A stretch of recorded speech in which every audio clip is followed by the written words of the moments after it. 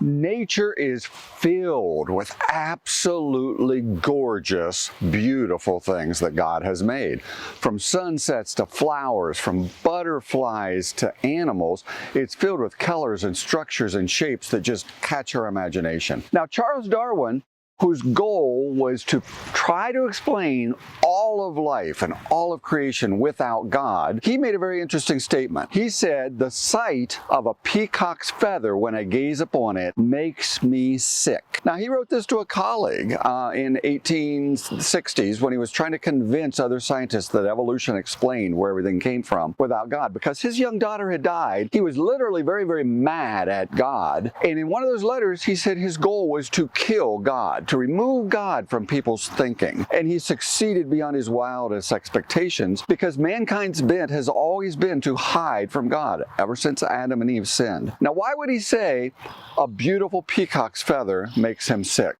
See, peacock feathers are absolutely gorgeous. If you look at this eye-colored shape at the top of each of their feathers, and it's the male peacock that has these beautiful feathers, there's this beautiful iridescent, just shimmering in light, eye-shaped patch.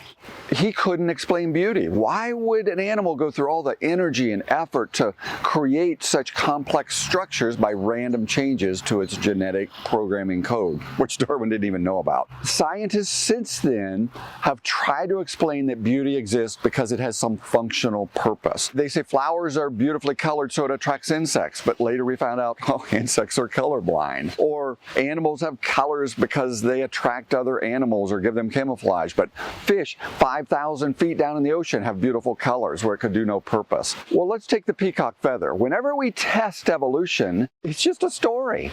And more often than not, it turns out to be totally wrong. A few decades ago, scientists took male peacock and they cut off all of the beautiful iridescent parts of its feathers. So now instead of that beautiful fan of colors, it was pug ugly. And then they would send that male into a big fenced-in area, kind of like much bigger than my garden here.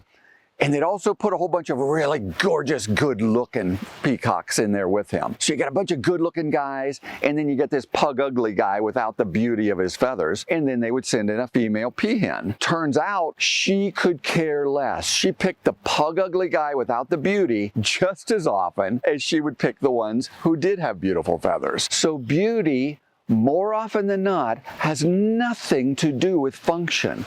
It reflects the nature of our Creator. Beauty is there because of the beauty and creativity of God, not because it has to have some functional purpose.